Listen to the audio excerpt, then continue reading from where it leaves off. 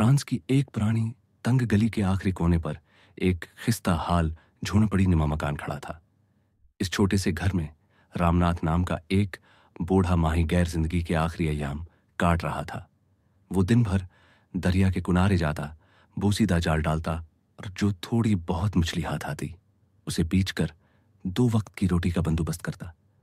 इस शाम भी किस्मत ने उसका साथ न दिया। थका हारा और मायूस जब वो घर लौटा और दरवाजा खोला तो उसका दिल एक लम्हे के लिए जैसे रुक गया। इसके बस्तर पर एक नाजुक सी लड़की लेटी हुई थी।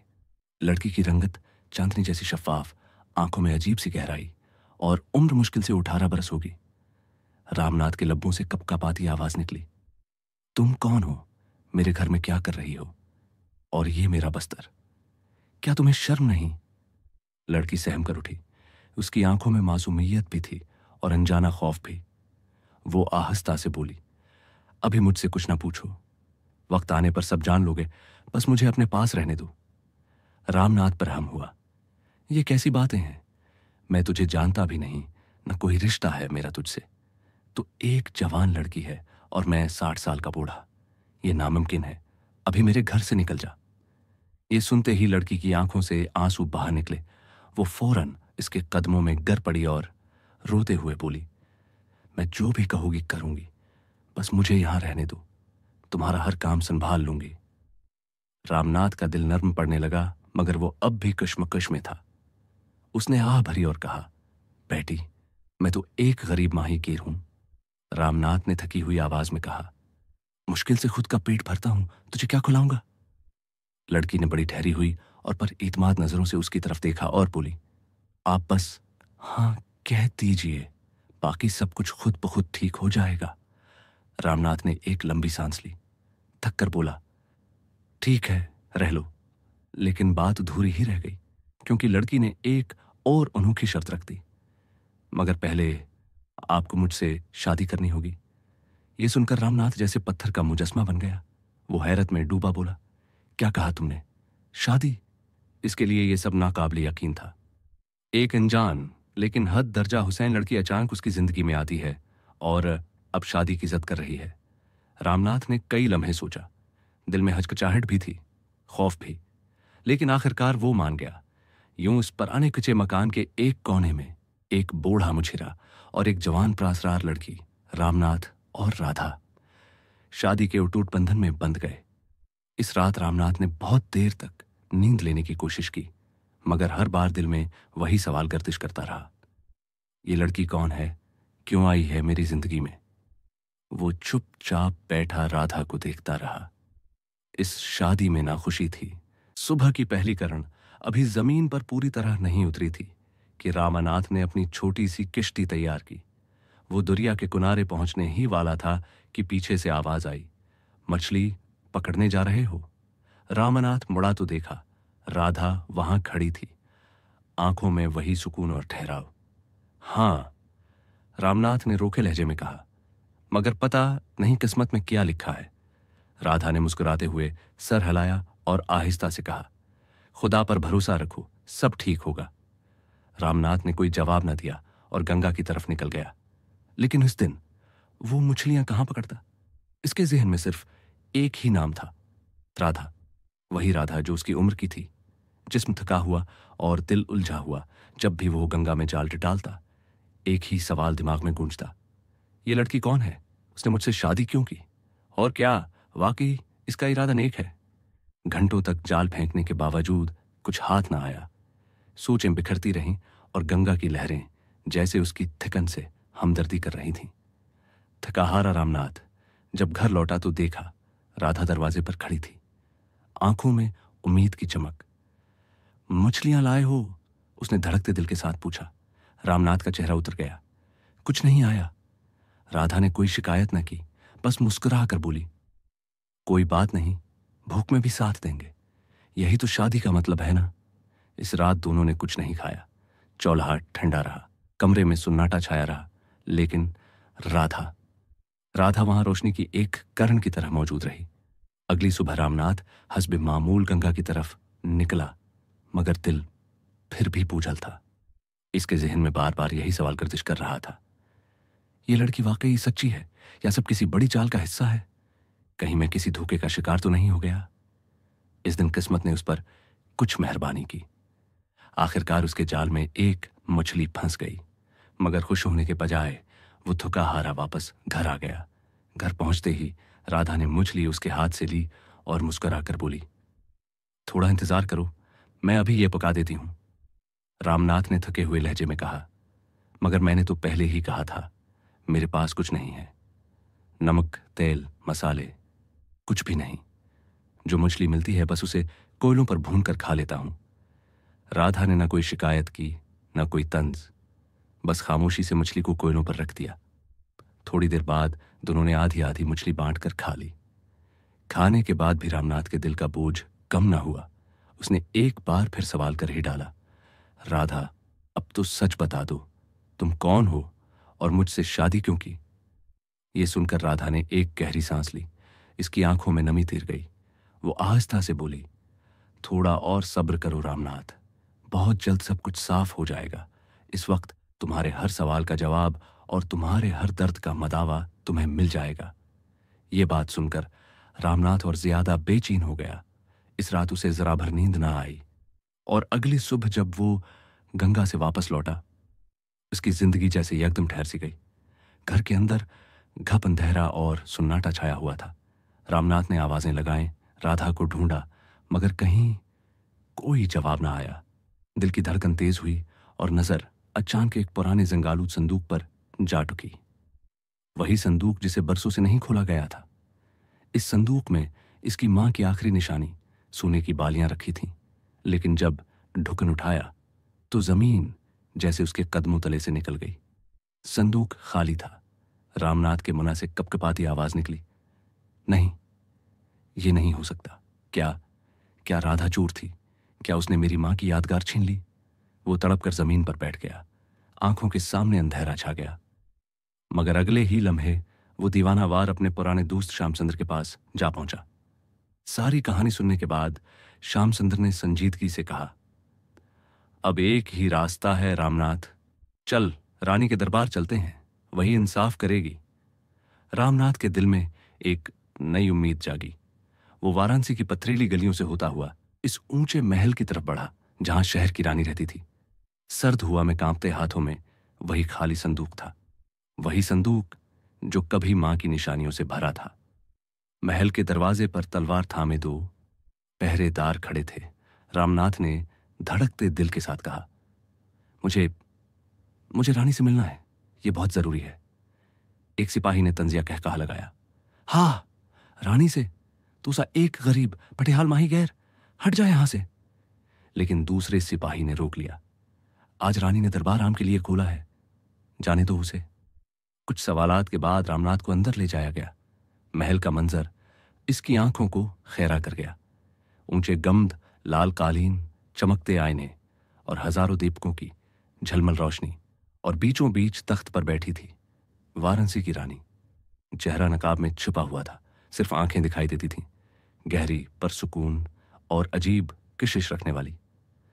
वजीर ने बुलंद आवाज में ऐलान किया, रामनाथ बन रघुनाथ, अपनी बात रानी के सामने रखो।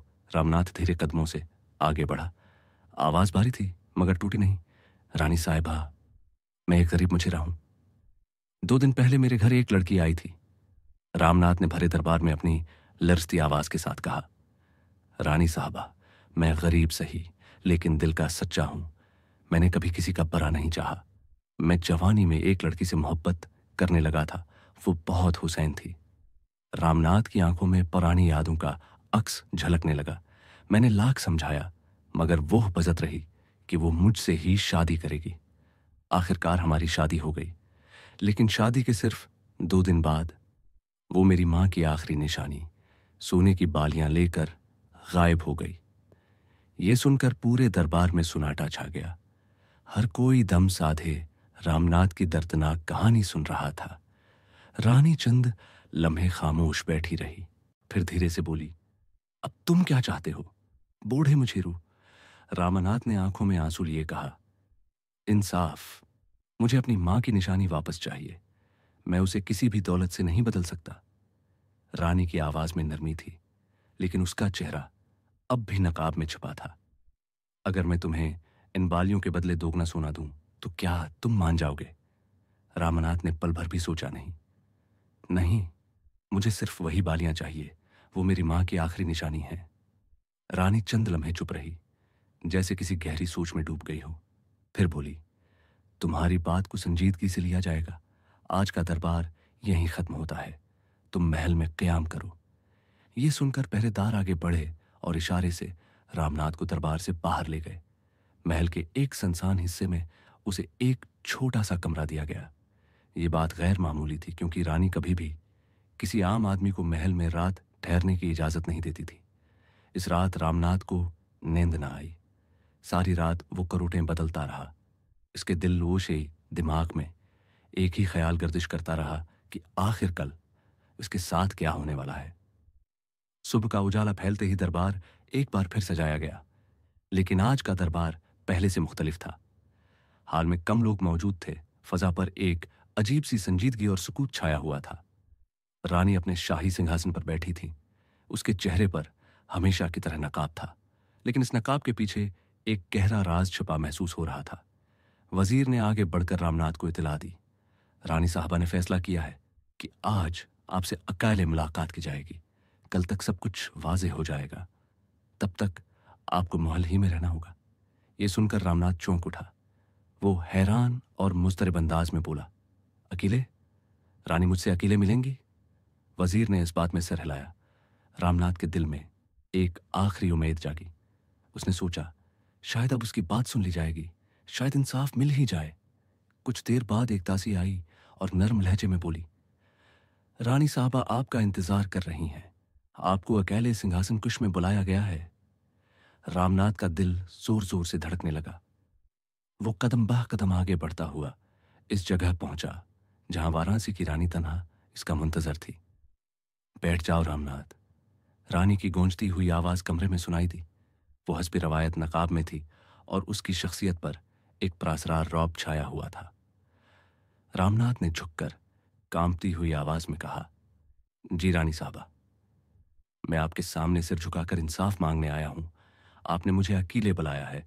मुझे उम्मीद है कि आज मेरा दर्द सुना जाएगा। रामनाथ की हैरानी बढ़ती जा रही थी।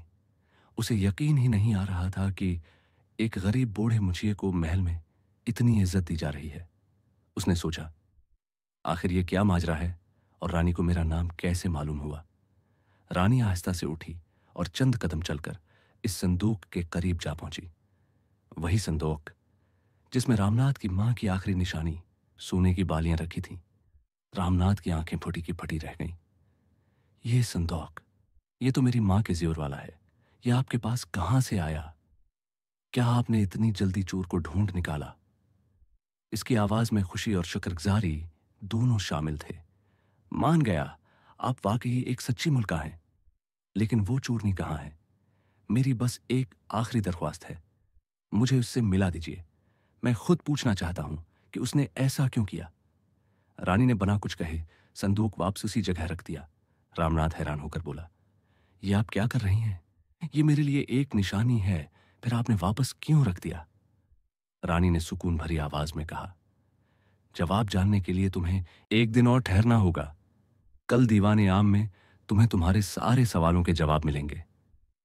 रामनाथ, जो अभी तक अपनी मां का ज़ेवर मिलने पर खुश था, अब एक नई किश्मकिश में पड़ गया। इसके दिल में सवाल ही सवाल थे। आखिर कल क्या होने वाला है? अगले दिन दीवाने आम में सबकी नजरें रामनाथ पर जमी थीं। रानी की आवाज गूंजी, धीमी लेकिन हुक्म भरी, बताओ रामनाथ, अब तुम क्या चाहते हो? रामनाथ ने मजबूत लहजे में कहा, इंसाफ। मेरी मां की आखिरी निशानी मुझे वापस चाहिए। वो ज़ेवर मेरी जिंदगी की वजह है। चंद लम्हों के लिए खामोशी छा गई। फिर रानी ने उसे गौर से देखा। आहिस्ता आहिस्ता उसने नकाब अपने चेहरे से हटाया और रामनाथ के होश उड़ गए। वो चेहरा, वो आंखें, वो मुस्कान, ये कोई और नहीं, राधा थी। रामनाथ की टांगें कांपने लगीं, आंखें हैरत से फटी रह गईं। राधा, ये क्या माजरा है? तो रानी है? महल की फजा सुनाटे में डूब गई। रानी यानी राधा अपनी ऊंची गद्दी से उठी, आहिस्ता आहिस्ता चलती हुई रामनाथ के पास आई। हाँ रामनाथ, मैं ही राधा हूं। राधा की आंखों में नमी उतर आई थी। आखिर वो लम्हा आ गया था जब उसे अपनी असल कहानी रामनाथ के सामने बयान करनी थी। राधा, अभी तक मैंने ये राज दिल में छुपाया हुआ था, मगर आज वक्त है कि तुम्हें सब कुछ सच बताऊं। तुम जानते हो रामनाथ, मैं कौन हूं, क्यों मैंने तुमसे शादी की और मेरी जिंदगी का असल किस्सा किया है। राधा की आवाज मध्यम होती है और मंजर 20 साल पहले के वक्त में पलट जाता है। राधा, आज से 20 साल पहले एक नन्ही सी बच्ची को गंगा के किनारे अकेला छोड़ दिया गया था। वो बच्ची में थी और मेरी जिंदगी खत्म होने ही वाली थी, लेकिन एक बूढ़े मुझेरों ने मुझे देखा, मेरी जान बचाई और मुझे एक यतीम खाने भिजवा दिया। मंजर बदलता है। रामनाथ हैरत से सुनता है। राधा, शायद तुम्हें याद ना हो, मगर वो बूढ़ा मुजीरा तुम ही थे रामनाथ। अगर उस दिन तुम मुझे वहां से ना उठाते तो मैं जिंदा ना बचती। यतीम खाने में मुझे पाला गया, पढ़ाया गया, फिर किस्मत ने पलटा खाया। एक अमीर बुजुर्ग ने मुझे गोद लिया। उनकी मौत के बाद सारी जायदाद मुझे मिली, लेकिन इस सारी दौलत में एक कमी रह गई थी। कौन सी कमी? तुम्हारा एहसान रामनाथ। तुमने उस वक्त मुझे बचाया जब मैं उस दुनिया पर सिर्फ एक बोझ थी। मैं चाहती तो तुम्हें जमीन दे देती या सोना, मगर यह सब कुछ काफी नहीं था। इस एहसान का बदला सिर्फ एक ही तरह दिया जा सकता था। रामनाथ की आंखों से आंसू बहने लगते हैं। मगर तुमने मुझसे शादी क्यों की?